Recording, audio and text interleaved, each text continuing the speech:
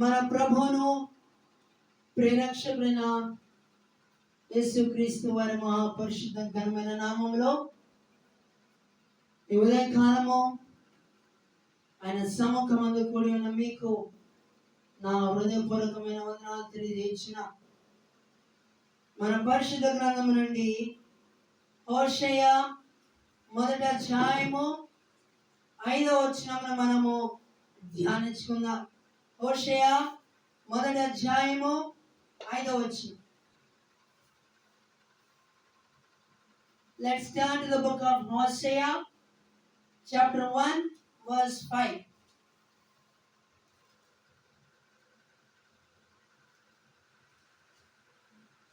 హోషేయ 1వ అధ్యాయము 5వ వచనం.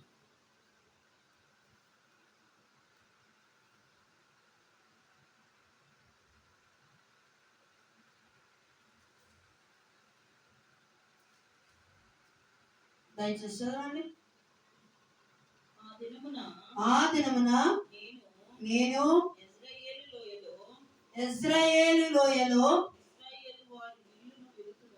ఇజ్రాయేలు వారి విల్లు విరుతును.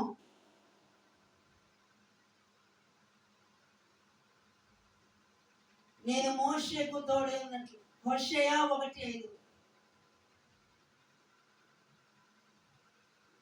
గమనించండి, దేవుడు ఒక వ్యక్తికి తోడుగా ఉంటే ఆ వ్యక్తి ఎంత బలముగా ఉంటాడో, ఎంత ధైర్యం కలిగి ఉంటాడో, దేవుడు మనకు ఇస్తున్న వాగ్దానాలు అది మనం కృంగిన సమయాల్లో అది మనకు ధైర్యం ఇస్తుంది, మనకు బలముని ఇస్తుంది, మన శక్తితో నింపుతుంది. ఈ హోషేయ 1వ అధ్యాయంలో మనం చూస్తే అక్కడ మనకు దేవుడు ఒక చక్కటి వాగ్దానాన్ని దేవుడు మనకి ఇస్తున్నట్లుగా మనం చూస్తాం.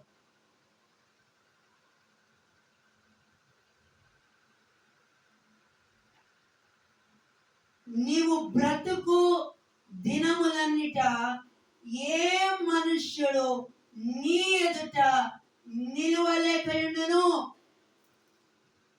కారణం, ఆ వ్యక్తికి దేవుడు తోడుగా ఉన్నప్పుడు శత్రు దండెత్తిన ఆ మనుషుని ఎదుట నిలవలేరు.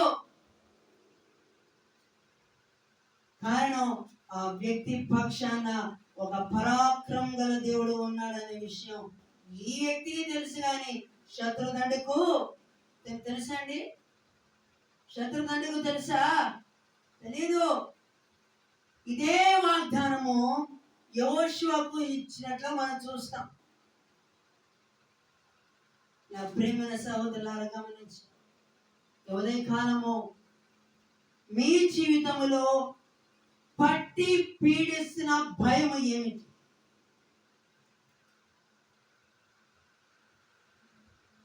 ఒకసారి 34వ దావీదు కీర్తనలో మనం చదివితే, నాకు కలిగిన భయములన్నిటి నుండి ఆయన నన్ను తప్పించెను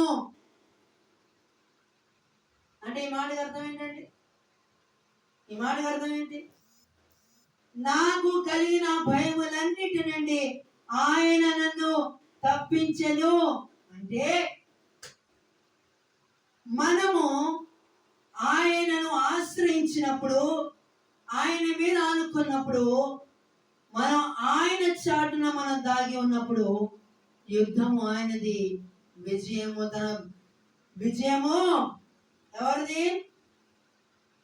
ఆయన రక్తం ఇచ్చి కొని నీవు నా సొత్తని వాగ్దానం చేసిన మనది.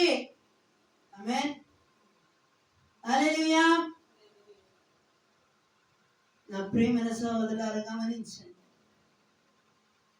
నీవు బ్రతుకు దినములన్నిట ఏ మనుష్యుడు నీ ఎదుట నిలవలేడు. కారణం, నీ పక్షాన నిలబడిన వాడు నీ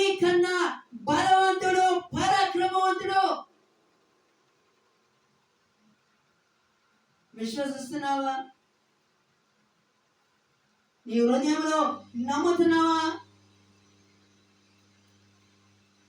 ఎప్పుడైతే నీ జీవితంలో నువ్వు నమ్ముతావో, నమ్మి విశ్వసిస్తావో, గొప్ప కార్యాలను నీ జీవితంలో చూడగలుగుతావు. ఆమేన్. నీ జీవితంలో ఎప్పుడైతే దేవుడు నీకు ఇచ్చిన వాగ్దానాలను నువ్వు విశ్వసించి, నువ్వు నమ్మి విశ్వసిస్తావో, గొప్ప కార్యాలను నీ కనులారా చూడగలుగుతావు. నా ప్రియమైన సహోదరులారా, మాట ఇచ్చిన దేవుడు, మాట తప్పని దేవుడు, మాట నెరవేర్చే దేవుడు.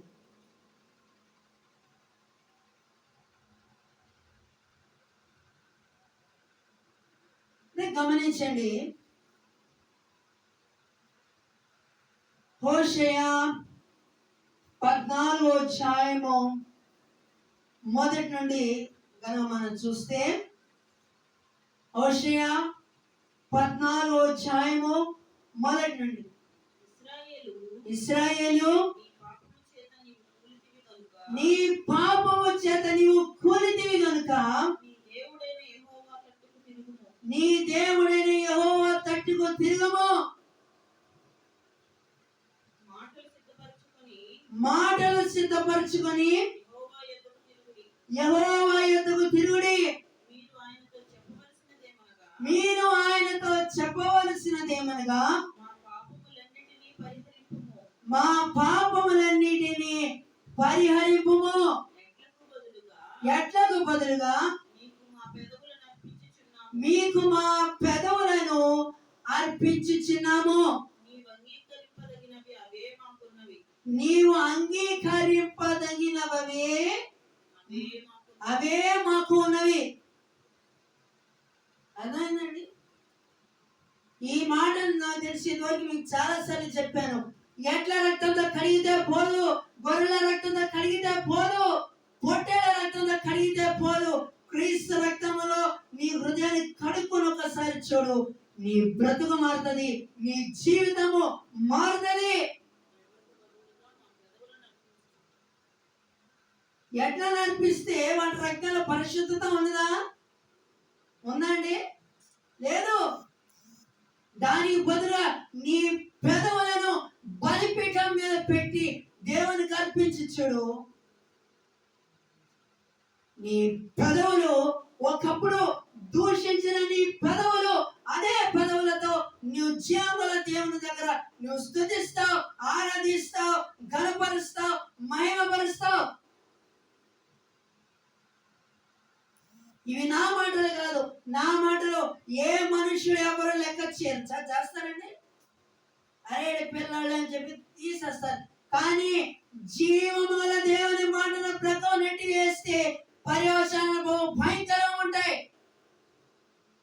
ఒకసారి కొరింథీయులకు రాసిన మొదటి పత్రిక 10వ అధ్యాయం 31వ వచనాలు మనం చూస్తే, దేవుని చేతిలో పడుట బహు భయంకరము.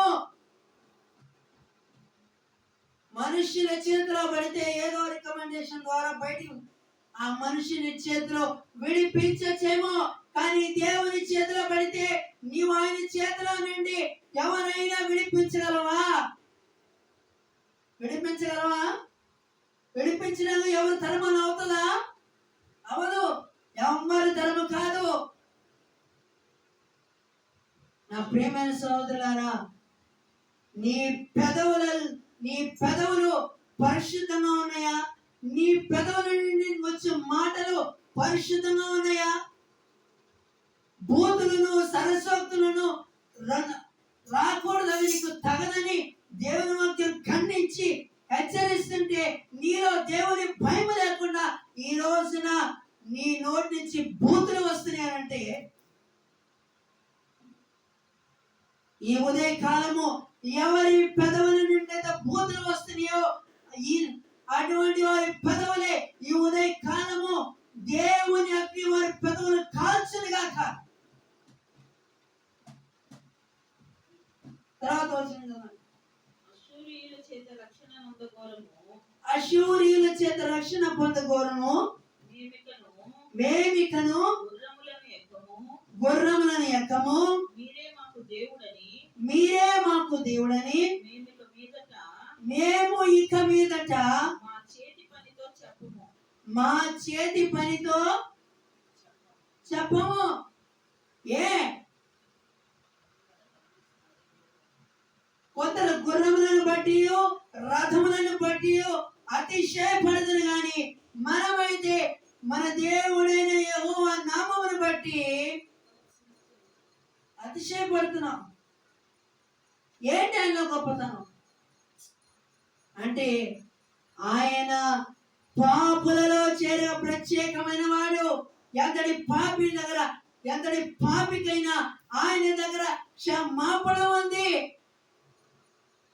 వేశ్యనైనా క్షమిస్తాడు. వేషధారణకు ఆయన దగ్గర స్థానమే లేదు. నా ప్రియమైన సహోదరులను గమనించి ఈ ఉదయ కాలము దేవుని మాట నీ సూర్యానితో మాట్లాడుతున్నప్పుడు నీ హృదయము దేవుని వాక్యానికి అంగీకరించే విధంగా ఉన్నదా, లేకపోతే ఈ లోక సంబంధమైన చెత్తనంతా నింపుకుంటున్నావా? సహోదరుడా, ఈ ఉదయ కాలము దేవుని ప్రేమ నిన్ను వెంటాడుతుంది. దేవుని ప్రేమ నిన్ను వెంటాడుతుంది. ఇక ఎంత కాలము రెండు తలంపుల మధ్య కొట్టుమిట్లాడతావు? ఎన్నాళ్ళు పాపము బంధకాలు ఇంకా ఎన్నాళ్ళు ఉంటావు? దేవుని ఆశ్రయించు. నీ పాపము కట్ల నుండి విడుదల, నీ శాపము నీ మీద ప్రభావితం చేస్తున్న శాపము నుండి విడుదల. ఆమేన్. నువ్వు ఆయన ఆశ్రయించు చాలు, ఆయన మీద ఆనుకొని చాలు. నీ మీద పనిచేస్తున్న ప్రతి విధమైన శాపము నుండి ఆయన విడిపించే దేవుడు, నీ దోషములను క్షమించే దేవుడు, నీ సంకటములను కుదిర్చే దేవుడు, నీ ప్రాణానికి ఆయన విశ్రాంతినిచ్చే దేవుడు. నా ప్రేమైన సహోదరులను గమనించండి. మనుషులతో చెలగాటం ఆడతావు కానీ దేవునితో చెలగాటం ఆడాలని చూడద్దు. ఆయన భయంకరుడు.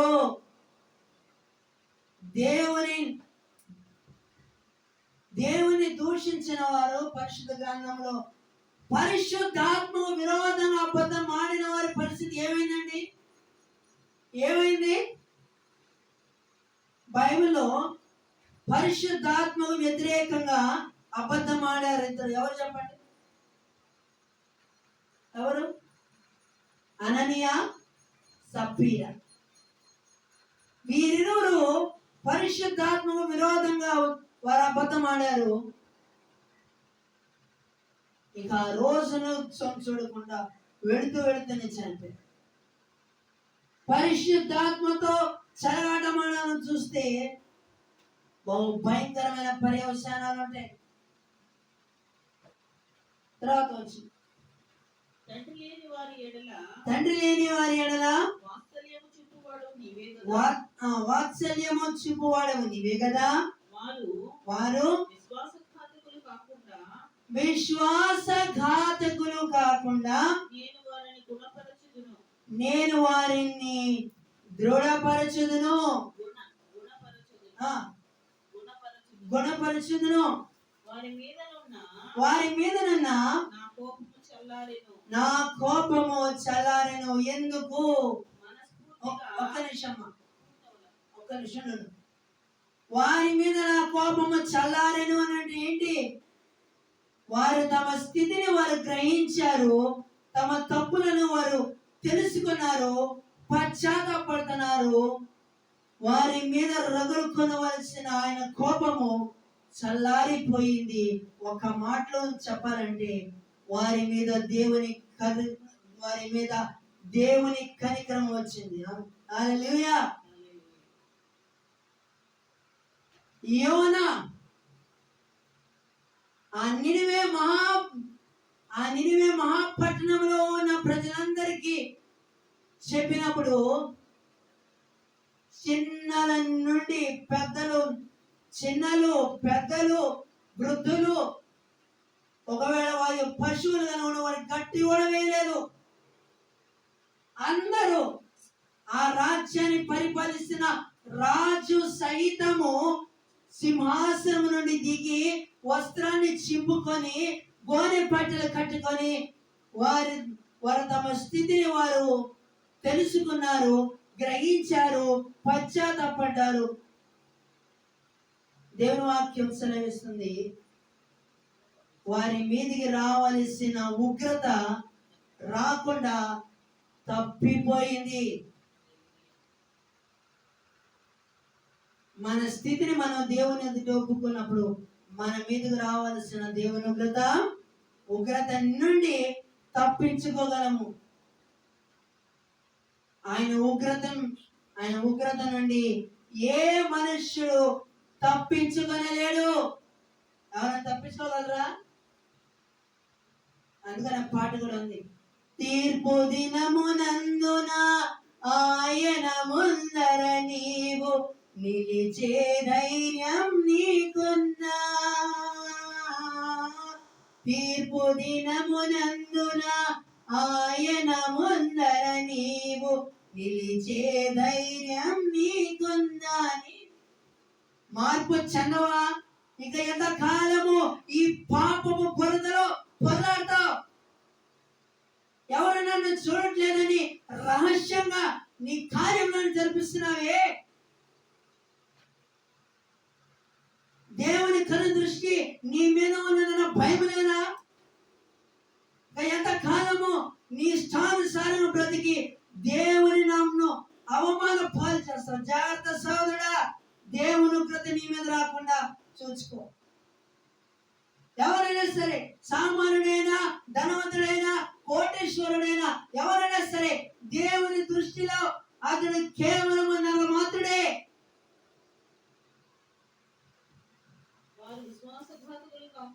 వారు విశ్వాసఘాతకులు కాదు. విశ్వాసఘాతకులు ఎవరు? విశ్వాసము కలిగి విశ్వసిస్తూ కూడా దేవుడు లేడని చెప్పేవారిని విశ్వాసఘాతకులు.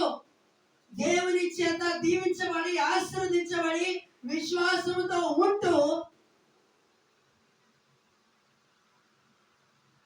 చివరికి దేవునినే దూషించే స్థాయికి దిగజారానంటే వారిని విశ్వాసఘాతకులు అని అంటారు. వారి విశ్వాసఘాతకులు కాకుండా నేను వారిని గుణపరచుదును, వారిని సరి చేస్తాను, వారి మీద నా కోపము చల్లారెను. మనస్ఫూర్తిగా వారితో స్నేహం చేస్తారంట. ఎంత ప్రేమ గల దేవుడు అండి. చెట్టుకు మంచు ఉన్నట్లు నేను అతన్ని వందును. తామర పుష్పము పెరుగునట్లు అతడు అభివృద్ధి నందును. లెబానోను పర్వతము దాని వేళ్ళు తన్నునట్లు వారు తమ వేళ్ళు కనుదురు. అతని కొమ్మలు విశాలముగా పెరుగును. ఒలీవ చెట్టుకు కలిగినంత సౌందర్యము అతనికి కలుగును. లెబానోనుకున్నంత సువాసన అతనికి ఉండును.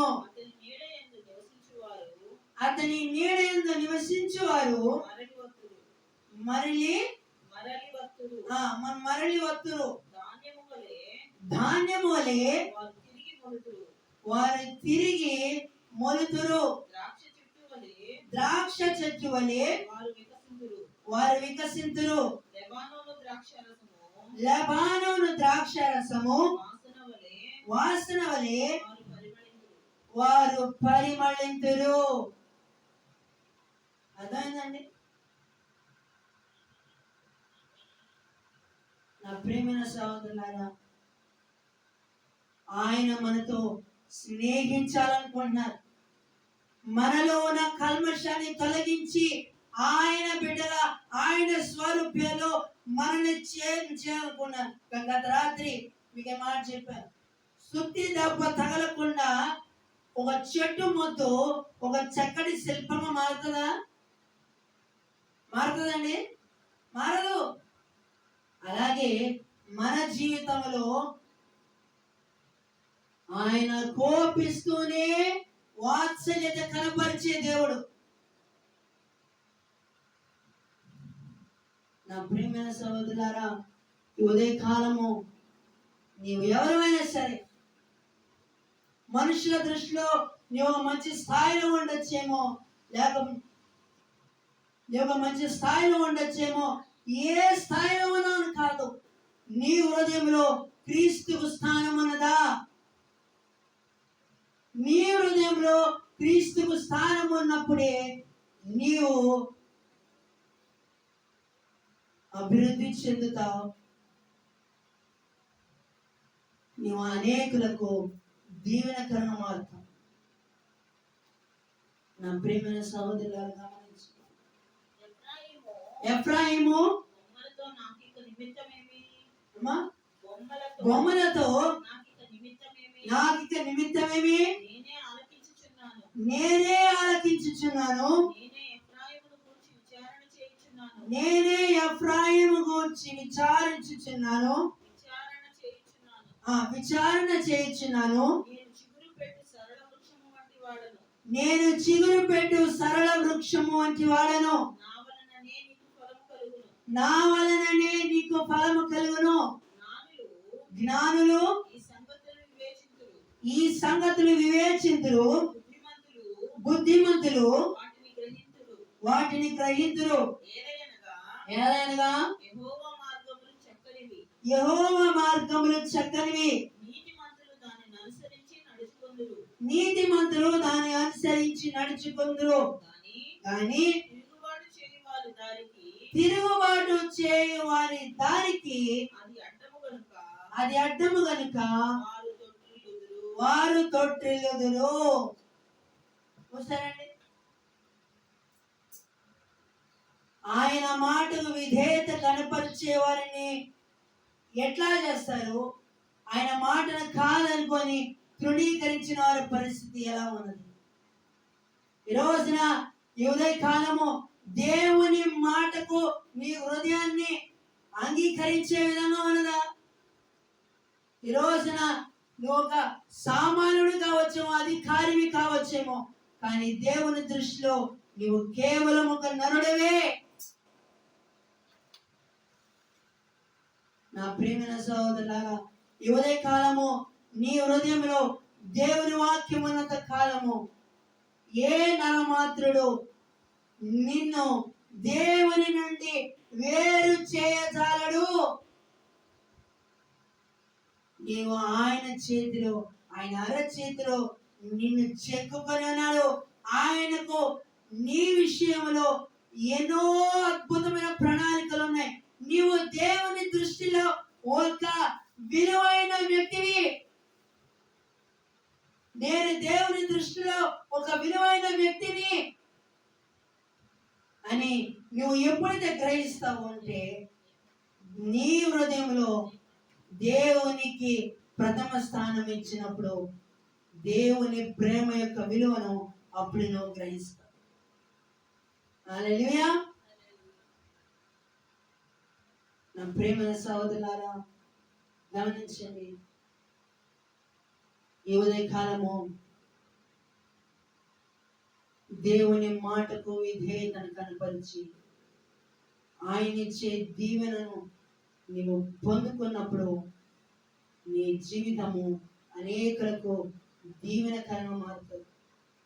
ఈ రోజున అనేకులు దీవెన ఆశీర్వాదములతో నింపబడి ఉన్నారు. కానీ నా జీవితము, నా బ్రతుకు దేవుని కనుల ఎదుట ఎలా ఉన్నది అని పరీక్షించుకున్నామా?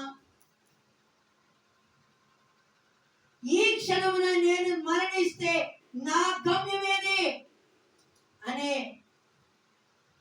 అనేది ఎప్పుడైనా ఆలోచించావా? ఇదే రక్షణ దినము, ఇదే అనుకూలమైన సమయం అని ఎంతమంది దైవజనులు చెప్తున్నారు. అయినా ఆ మాటలు నీ చెవిన పెట్టుకోవా, నీ హృదయంలో ఉంచుకోవా? లోకమే శాశ్వతం అనుకున్న సహోదరుడా, నీవు చూస్తున్న ఈ లోకము ఒకానొక దినమున పంచం మిక్కుటమైన వేండ్రములతో లయమైపోయే దినం ఒక దినము రాబోతుంది. ఈ లోకంలో నీవు కన్ను మూస్తే, నీ ఇష్టానుసారంగా జీవిస్తే నరకము కాచుకొని ఉన్నది. తీర్పు దినమున ఆయన ముందు ధైర్యంగా నిలబడగలవా? నీ పాత రోత జీవితాన్ని మార్చడానికి దేవుడు తన వాక్యం ద్వారా నీతో సూటిగా మాట్లాడుతుంటే, ఆ వాక్యం ద్వారా నీ హృదయము అంగీకరిస్తుందా? నీ హృదయంలో ఉన్న చెత్త ఎప్పుడైతే బయటికి పంపిస్తావో దేవుని ఆత్మ నీలో నివసిస్తుంది. నీ జీవితం మారుతుంది, నీ బ్రతుకు మారుతుంది, నువ్వు చూసే చూపు మారుతుంది. కనుక ఈ ఉదయకాలము దేవుడు నీతో, నాతో, మనతో సూటిగా మాట్లాడుతున్నా. ఆయన మాటకు విధేయతను కనబడదాం. ఆయన ఇచ్చే దీవెనను మనం పొందుకున్నాం. దేవుడి కొద్ది మాటలు మనందరం వెనుకడిలో దీవించగాక. ఆమేన్.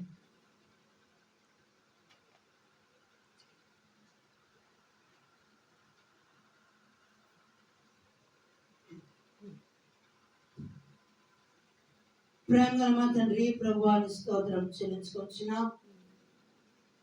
ఈ ఉదయ కాలము ఈ వర్తమానం ద్వారా మీరు మాతో మాట్లాడుతున్నందుకే మీకు వందనాలు, స్తోత్రాలు. విన వర్తమానం మా హృదయంలో ముద్రించము. మీ వాక్యమే మా జీవితంలో సరి చేయగలదు. ప్రభా, మా హృదయంలో మీకు ప్రథమ స్థానం ఇచ్చి మిమ్మల్ని మయంపరిచి మిమ్మల్ని కొనియాడే జయ జీవితంలో మాకు దయచేయమని క్రీస్తునామమున ప్రార్థించి వేడుకొని అడుగుచున్నా తండ్రి. ఆమేన్.